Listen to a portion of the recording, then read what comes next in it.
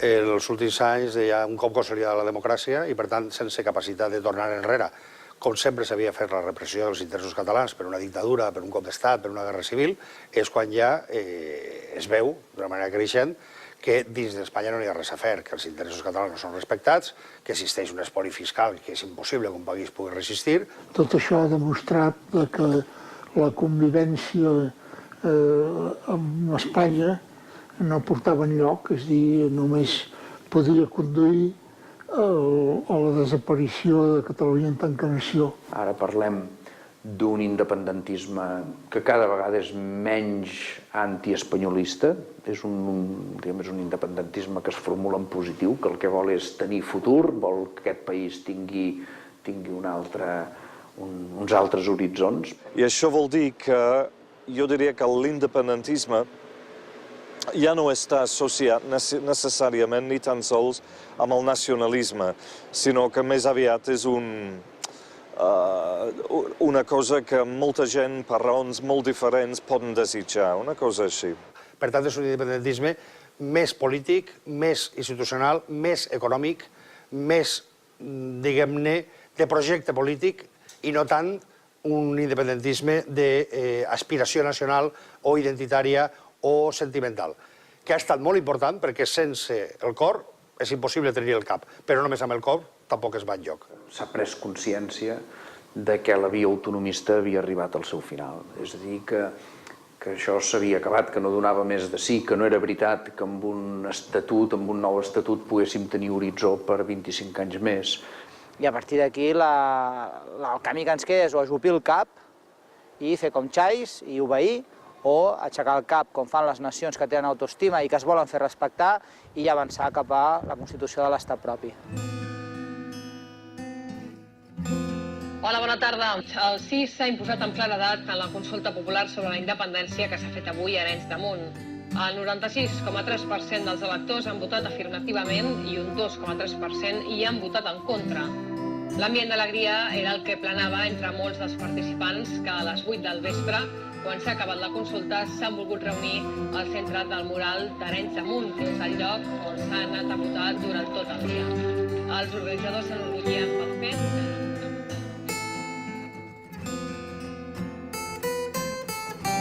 Penso que aquí a Arenys de Munt vàrem tenir l'habilitat d'agafar una concreció.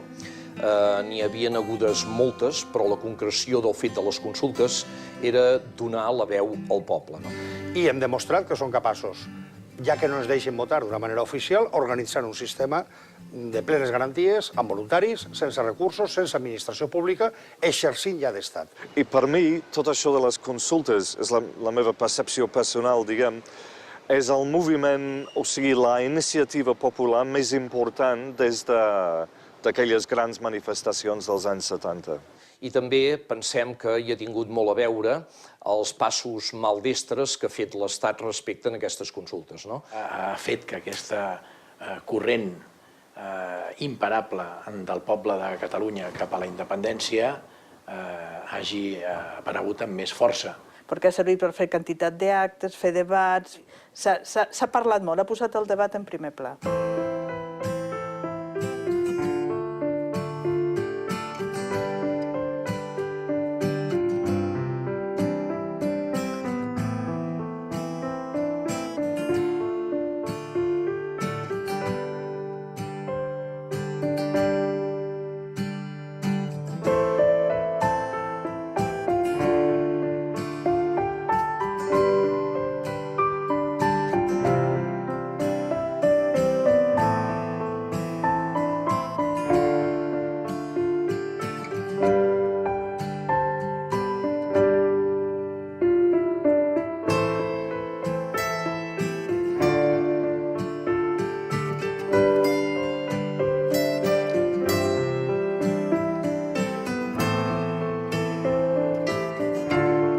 Constitucional immiscuit en una dinàmica de tertúlies fatxes, de xuleria, de control absolut de tot, van preferir treure's la Montera i fer un va por ustedes en els seus propis abans que subministrar una nova dosi d'anestèsia als catalans perquè seguíssim sent espanyols. Marca els límits justos que tindrà per sempre més l'autonomia a Espanya, és a dir, quin és l'espai que Espanya li dona a Catalunya. I llavors, en cap terreny, ni en el cultural, ni en l'econòmic, ni en el de les polítiques específiques, no podem fer tot el que tenim ganes de fer. I decidir en un tribunal a revocar el que nosaltres com a poble hem decidit, doncs és quan la gent es dona compte que, bé, potser aquests representants polítics no ens estan representant del tot. La extraordinària, fins i tot, frivolitat i simplicitat amb què alguns han opinat, oi? La senyora Chacón, ministra del govern espanyol, quan diu coses com només n'han retallat el 15%, estiguem-ne contents. No, esclar, si a mi només em tallen el cap, la veritat és que em tallen una part molt petita del cos. Però és que aquest no és el problema, és que em tallen el cap, perdoni, És que em tallen el cap, és que em maten, encara que només em tallin una part petita del cos. Per tant, clar, es havia de veure no quina quantitat en tallaven, sinó què tallaven. Això volia dir que l'endemà, 300.000 persones que s'havien anat a dormir com a espanyols es van llevar com a catalans i no volen saber res més d'això.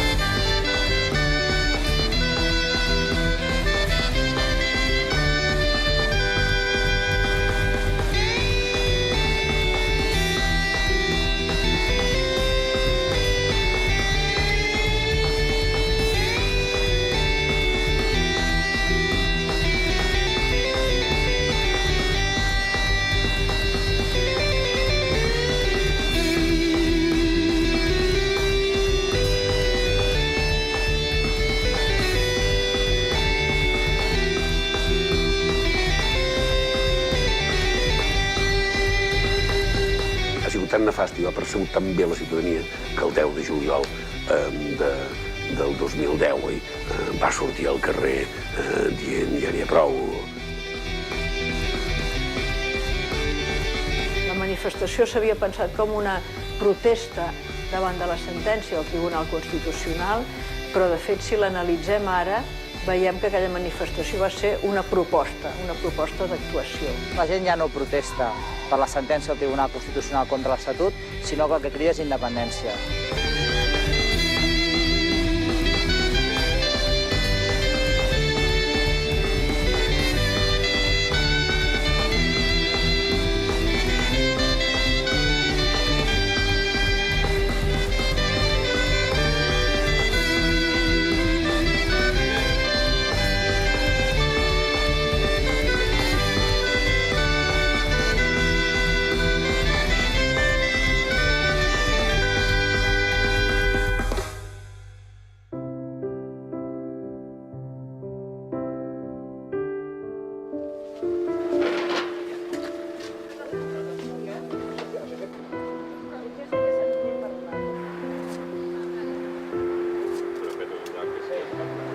Podem dir que ens apropem al milió de votants, canviar el debat polític i posar-lo en el centre, la independència en el centre d'aquest debat polític, és que estem dins del tren de l'oportunitat, de l'oportunitat aprofitada, i aquest tren ens porta cap a la independència, i que aquesta independència està molt més a prop del que tots ens pensem. And I have to admit, I was very impressed about the democratic power of this kind of referendum. And I think that we have to link up all those nations, the stateless nations, like Catalonia, like the Basque Country, like Flanders, like Scotland, like Wales. We have to tighten them together because they do the same evolution in this united Europe. Es una consulta que los vascos deberíamos de copiar y que en breve tiempo tendríamos que llevar a cabo de una manera democràtica i pacífica.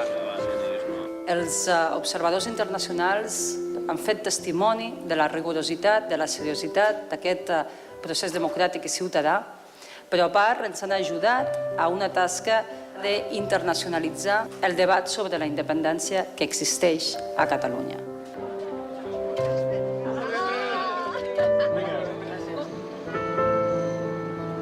Pot votar.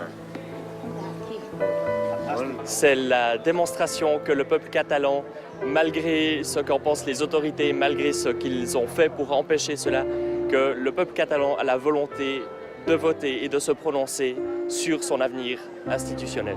Ja portem un any i mig amb aquest cicle de consulta a la majoria de municipis de Catalunya i bé, el que ja hem aconseguit és que aquest tema hagi deixat de ser un tabú, de fomentar la participació entorn a aquesta qüestió, que segurament és la qüestió políticament més rellevant que ens podem plantejar els catalans, no? Si volem tenir un estat propi o no.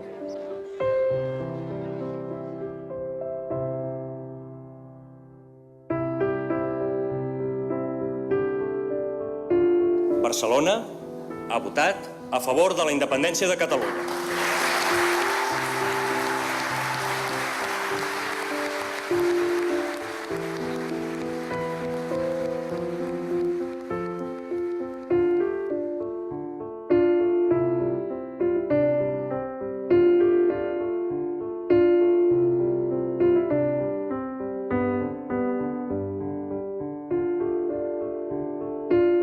Jo, si hagués de convèncer una persona, li diria: escolta, tu no vols governar la teva vida? Tu no tens ganes de viure pels teus mitjans, poder disfrutar de la riquesa que tu generes, poder parlar la teva llengua, poder acollir a casa els amics que vols de la manera que tu vols? I la gent diria: home, esclar, que vull viure així. Doncs als països igual. La independència de Catalunya és important en aquests moments perquè com a país necessitem tenir futur. I està clar que dins de l'estat espanyol no el tenim. És a dir, l'estat espanyol no reconeix la nostra personalitat o la nostra voluntat política. Però en aquests moments sabem que si no som independents, com a nació, com a poble amb una voluntat política, desapareixerem. Hem arribat a un punt en el qual no està justificada la dependència. Quan tu veus l'índex de desenvolupament humà, entre els 10 primers països n'hi ha 8 que són de la Unió Europea, que tenen llengües demogràficament reduïdes i que són independents des de fa poc temps. Aquest és el forat on volem anar a raure.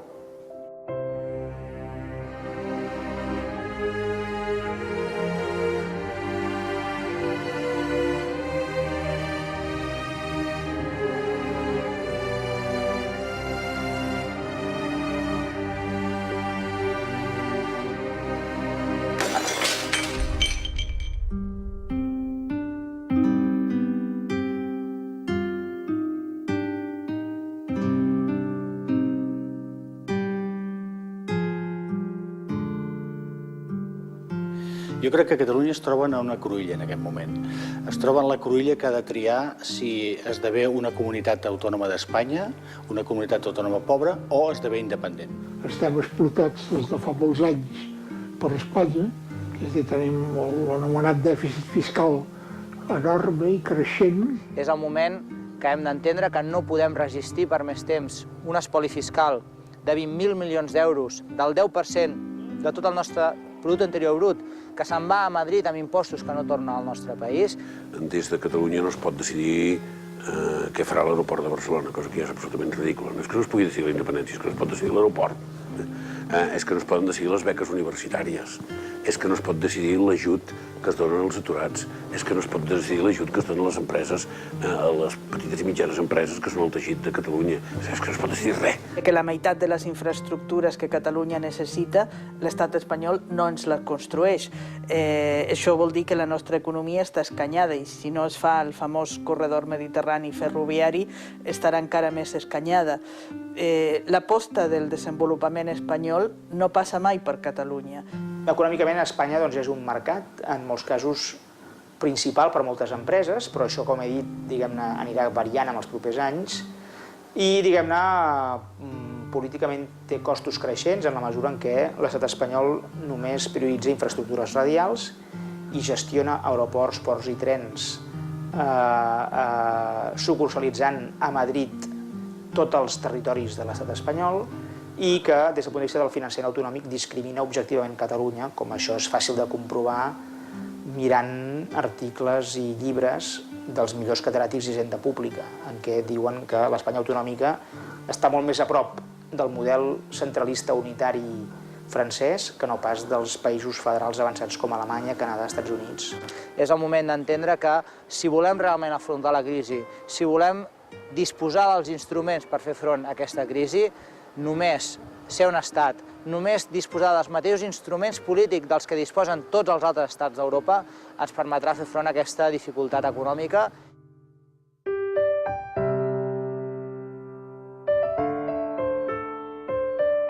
Familiarment, si mirem el perjudici que això causa a les famílies, si fem una mitjana de família de 4 persones, estem parlant de 12.000 euros l'any. Això en termes econòmics. Després, evidentment, es produeixen altres situacions que, de retruc, perjudiquen a les famílies catalanes. Per exemple, els nostres escolars a les escoles, els ordinadors han de pagar la meitat, els llibres també han de pagar la meitat del cost, quan a altres autonomies això és gratuït. Ens impedeix que hi hagi unes beques salari perquè tots els joves puguin afrontar els seus estudis amb garanties i poder-se especialitzar precisament en estudiar. El trist és que els catalans representem el 17% de la població estudiantil i només ens donen el 8% en beques. Pobresa relativa, menors oportunitats. Totes les infraestructures importants són de peatge. Els costos logístics són més cars a Catalunya. Pagant els trens més cars ens afecta no podem tenir les carreteres adequades i, per tant, el desenvolupament econòmic necessari. Quan a Madrid en 20 anys s'han fet 600 quilòmetres d'autovies, a Catalunya se n'han fet 20. Ser un estat és la normalitat. Ser un estat és tenir les mateixes oportunitats que tenen els altres estats del món. Governar un mateix, decidir per un mateix. Mira com no n'hi ha cap estat del món, cap poble al món que tingui estat que torni enrere. I pagar menys impostos o simplement poder comparar-nos en nivell de vida, en nivell d'adquisició, amb capacitat adquisitiva, comparar-nos amb països tan avançats com Alemanya o com el Canadà, per exemple, que és el que ens correspondria pel producte interior brut del país. Amb aquests 22.000 milions es podria rebaixar l'impost de societats de les empreses i al rebaixar aquest impost, primer, els empresaris tindrien més diners per invertir i atrauríem a empreses que es volguessin establir a Catalunya. Per tant, reduiríem l'atur, al reduir l'atur realment es generaria més riquesa i l'estat català disposaria més diners. Per tant, entrem en un cercle beneficiós de pagament d'impostos, inversions, tot aniria positiu. Tenir una despesa sanitària equivalent a la mitjana europea, per tant, reduir llistes d'espera, per tant, poder atendre molt millor a totes les persones que tenen problemes de salut. Podríem fer més hospitals. El dèficit sanitari que està calculat cada any, tenim un dèficit sanitari de 1.000 milions, quedaria eixugat. Les cues hospitalàries, acabades. Ser un estat significa, en primer lloc, el reconeixement internacional. Això és molt important. En el nostre cas significaria no haver d'anar sempre fent explicacions. Parlem una altra llengua. No som un estat, però tenim una llengua pròpia. Tenim dret a tenir-la. Totes aquestes coses que hem d'estar explicant contínuament i justificant i argumentant, doncs ja serien tan oficialment reconegudes que no caldrien. Ser un estat, a Europa té grans avantatges. Per exemple, Malta és més petit en superfície que Andorra, té 400.000 habitants, Malta té un comissari com Alemanya, Malta té un membre en el comitè executiu del Banc Central Europeu com Alemanya, que estan, diguem-ne, per quota d'estat a la Comissió Europea en llocs clau. Per tant, diguem-ne, els costos de no tenir un estat augmenten quan l'estat espanyol prohibeix el català a les institucions europees de manera clara. No té cap intenció en modernitzar-se ni en avançar cap a models federals avançats com Alemanya. Doncs aquí tens el caldo de cultiu a què el sentiment independentista creixi a Catalunya.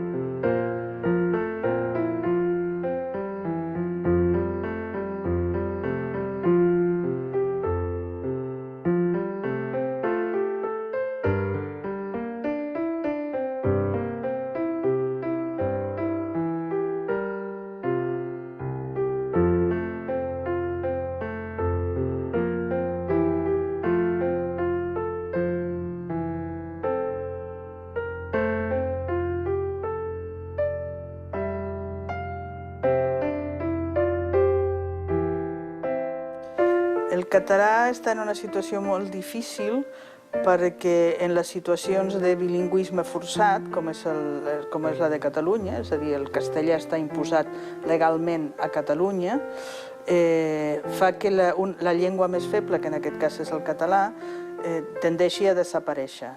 Tots els sociolingüistes estan d'acord que el bilingüisme, en el sentit que convisquin dues llengües al mateix temps en un territori, és una situació inestable que només es pot mantenir si hi ha altres factors que hi ajuden, com per exemple diferències de religió, etc. Jo veig dos problemes realment greus amb el català.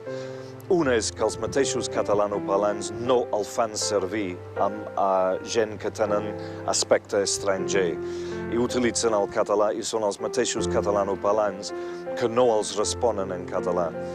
I l'altra cosa, que jo diria que és essencial, és quan un nen arribi als 12 anys, de cop i volta, totes les coses divertides, gairebé, són en castellà. A vegades ens desesperem perquè veiem símptomes de que anem pel carrer i els joves, per exemple, estan jugant o fent bromes en castellà i no en català.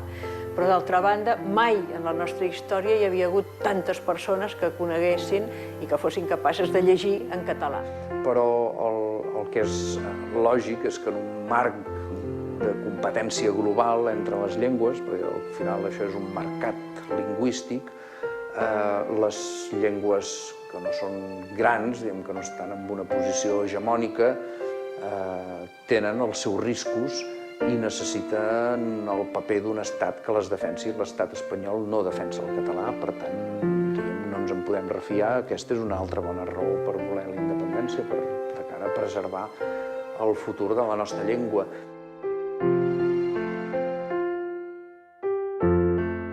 L'estat català seria políglota, serà políglota. Tenim doncs, una part de la nostra història ha estat comuna i, a més, hi ha unes relacions que es mantindran, les relacions emocionals i sentimentals entre catalans que tenen relacions d'aquest tipus amb Espanya. Això, la independència les manté intactes.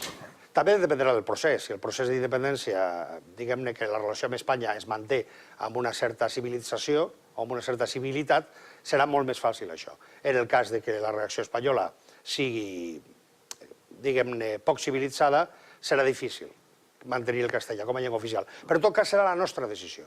L'espanyol no ha de ser llengua oficial a Catalunya perquè Espanya imposa que l'espanyol sigui una llengua oficial, sinó que els propis catalans decidim que sigui una llengua oficial per respecte als drets democràtics d'una part important de la població catalana, que és la d'origen castellanoparlant i que, a més, té el castellà com a llengua pròpia, que ja dic, això no és un problema per la independència i no és un problema per la democràcia. El problema és la imposició. El problema és que des de fora ens manin en tot, incloent quines llengües han de ser oficials. I que t'hagin maltractat no vol dir que tu t'hagis de convertir en un maltractador, de cap de les maneres. Segurament el castellà seguiria tenint un paper important a Catalunya, entre altres coses perquè és la llengua d'una part important de la població, que parlen el castellà a casa seva, és la llengua familiar de molta gent. Tota aquesta gent que tenen un coneixement actualment passiu del català o saben el català però no el fan servir gaire, un cop que estan dins un estat és com si, hòstia, això és seriós ara, saps? I tinc la sensació que molta gent que habitualment fan servir el castellà canviarien d'idioma, senzillament per aquesta cosa psicològica de, hòstia, ara sí que el català és seriós perquè tenim un estat català.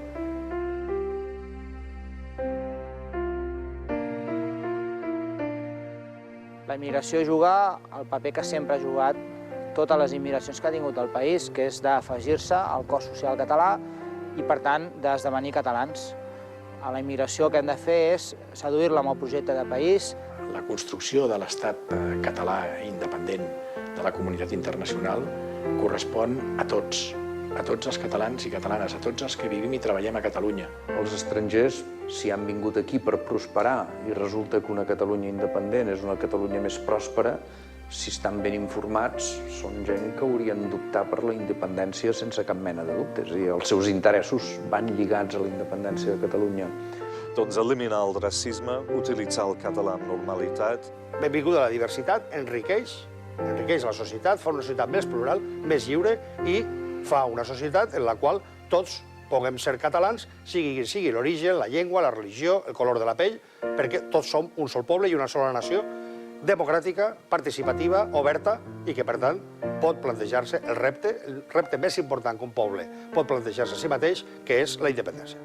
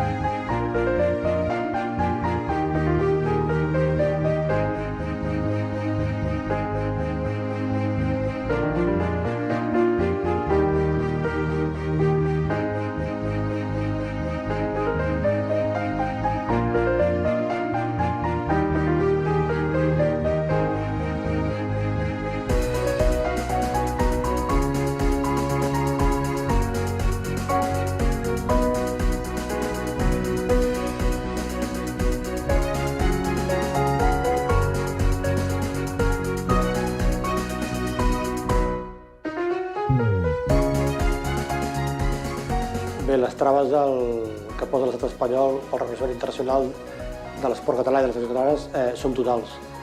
A l'estat espanyol, el Consejo Superior de Deportes, no escatima esforços en intentar impedir que les seleccions catalanes siguin reconegudes internacionalment. Amb l'experiència que ja portem a la plataforma treballant amb aquest tema, doncs hem constatat com s'utilitzen recursos públics, com hi ha pressions diplomàtiques, hi ha trucades, hi ha amenaces, coaccions.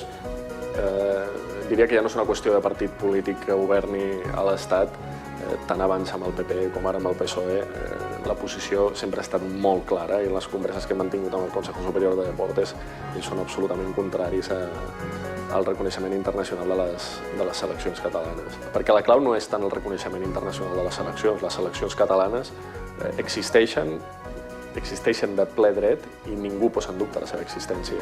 El que es posa en dubte és el seu dret a participar en competicions internacionals, que això respon normalment a que la Federació Catalana sigui membre de ple dret de la respectiva internacional. Tenim 20 seleccions catalanes que es poden disputar i competir tant a campionats europeus com campionats del món. La resposta és sí, en molt bona mesura. A l'endemà que Catalunya fos independent, a l'endemà tindríem reconeixement internacional de tots els nostres esports. Bona recuperació d'Iniesta, la croqueteta, la passada per Messi, ara sí Leo, el barret, el gol! Gol! Gol, gol, gol, En el cas que fóssim un estat independent, haurem de continuar tenint Lliga Catalana com fins ara, i els clubs professionals de primera divisió i segona divisió haurien de negociar a quina lliga volen jugar. S'hauria de negociar amb la Lliga Espanyola si es participa a les seves competicions i si hi ha algun problema es negociaria amb la Lliga Francesa, amb la Lliga Italiana o amb la Lliga Alemana a jugar les seves competicions. A partir d'aquí, ja us dic jo, que allà on mana el diner, allà on hi ha esport professional de debò, els propis mitjans de comunicació, els que paguen els drets de la retransmissió de partits, no permetrien que en una eventual situació d'independència de Catalunya, igual que ha ocorregut, per exemple, amb Andorra, que ha competit en segons quines modalitats amb França, no es permetria, segurament, que es trenqués amb la dinàmica de la Lliga. No oblideu que la Lliga de Futbol Professional no deixa de ser un organisme també, en teoria, independent i que, per tant, ha de defensar els seus interessos. Dubto molt que la Lliga de Futbol Professional volgués renunciar a un Barça-Madrid.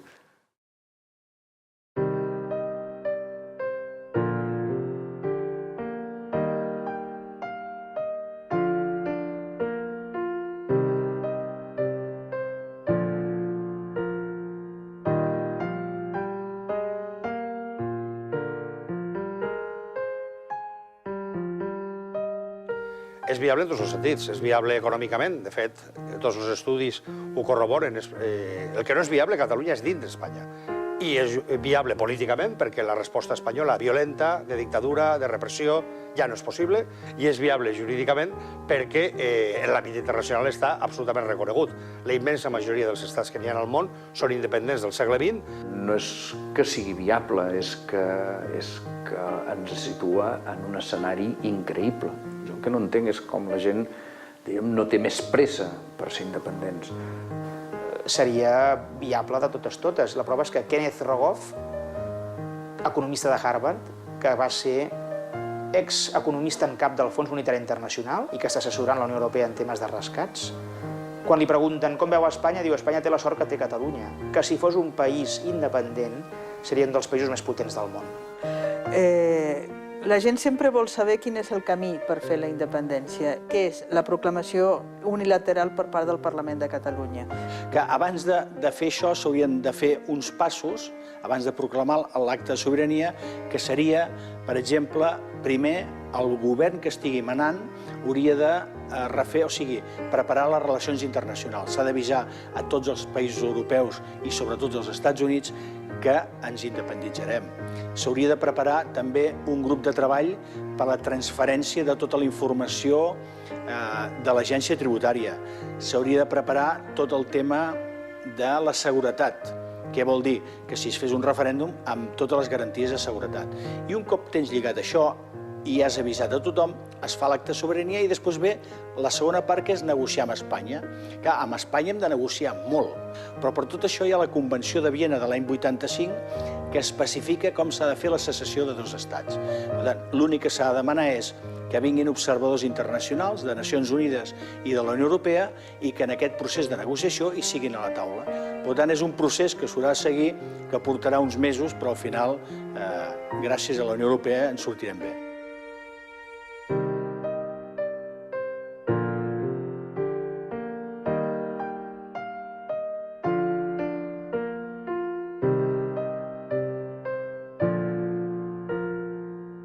No us comprarem els vostres productes. Aquesta era l'amenaça que tenia sentit en un mercat tancat com era Espanya en el segle XIX i fins a l'any 1986, en què, diguem-ne, Espanya comprava els productes catalans i a canvi els catalans acceptàvem el domini polític i l'espoli fiscal del govern espanyol a Catalunya. Això ara, amb una economia oberta i integrada i amb una economia catalana, diguem-ne, que internacionalitzada cada vegada més, ja no té cap sentit.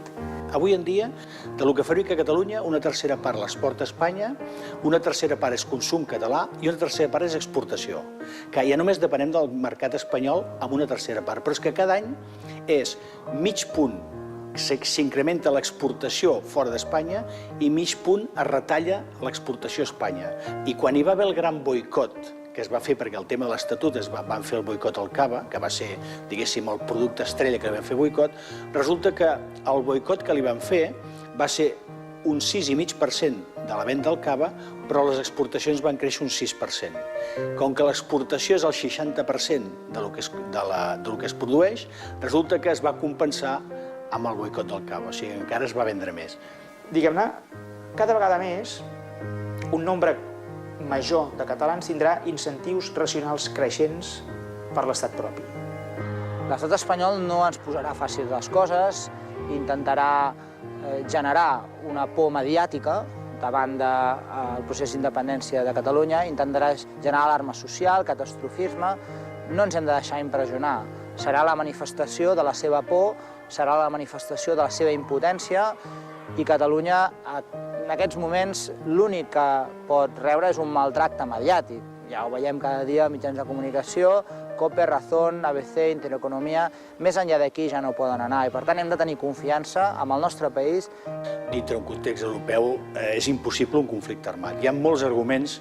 Primer, la Unió Europea es va crear perquè no n'hi hagués mai més cap de conflicte dintre la Unió Europea. La Segona Guerra Mundial això ja es va acabar. Però a més hi ha arguments de que no traurien l'exèrcit, encara que la Constitució diu que l'exèrcit és el garante de la unitat d'Espanya. Però hi ha un argument econòmic, per exemple, al moment que engeguessin un tanc desapareixerien els fons de la Borsa Madrid.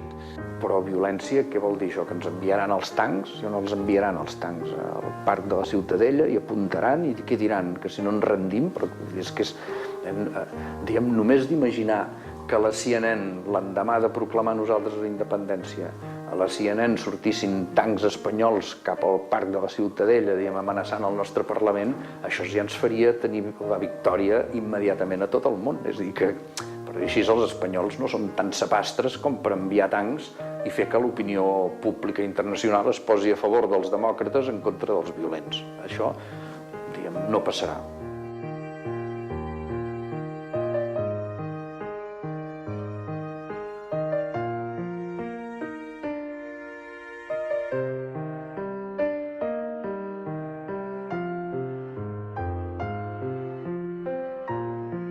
Bé, quan es proclami la independència a Catalunya, hi haurà un procés de transició que passarà per unes eleccions constituents. Hauran de fer-se unes eleccions on els partits polítics exposin quin projecte de Constitució volen per Catalunya, en els aspectes socials, econòmics, culturals, també lingüístics. Una vegada fetes aquestes eleccions constituents, els diputats i diputades haurien de començar a redactar aquesta Constitució catalana i una vegada redactada la Constitució catalana ja es podrien convocar eleccions a les cambres legislatives i a la presidència del govern català, com es convoquen amb normalitat a tota Europa. Tindrem un estat lliure, que serà respectuós amb totes les ideologies, que evidentment serà un estat social i democràtic de dret. Ha de ser en clau absolutament positiva, ha de ser amb una clau absolutament integradora. És a dir, que els diferents grups de procedències nacionals diverses, que ara en tenim molts a Catalunya, només pensem en els castellans, però n'hi ha molts i moltíssims, que sí es puguin sentir acollits. I ha de ser pensant en un país modern, en un país modern. És a dir, el que no podem fer és copiar les formes caduques, estrafolàries dels països que ja han caducat.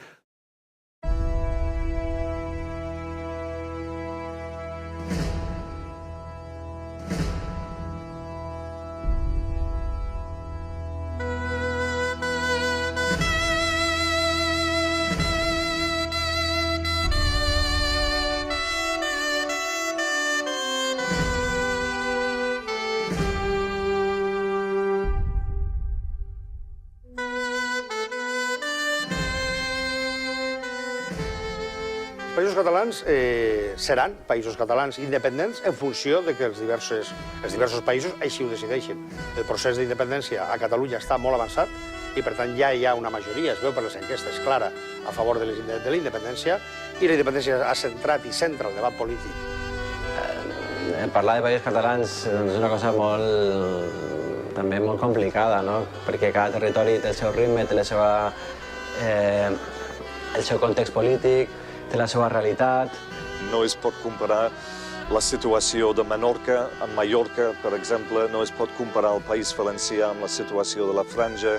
No es pot comparar Andorra amb Alguer, per exemple. O sigui, tots viuen situacions polítiques, socials, culturals completament diferents.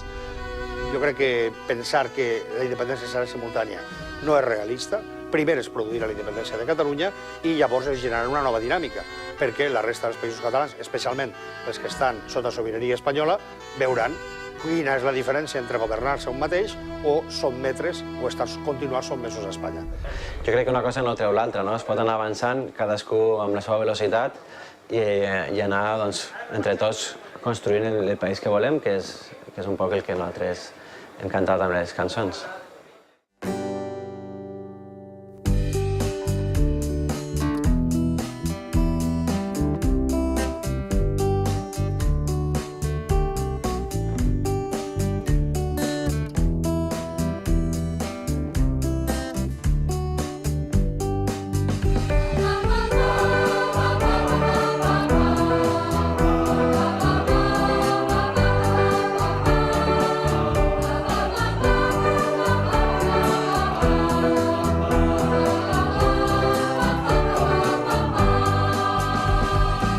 Som la cançó que mai s'acaba. Som el combat contra l'oblit. Som la paraula silenciada. Som la revolta en un sol crit. Som l'espurna que encén la flama. Som la lluita que hem compartit. Som la pedra en la barricada. Som el poble per construir. I quan la nit ens ve a buscar? Som tot un món per estimar. Som una història per guanyar. Tot un futur per començar.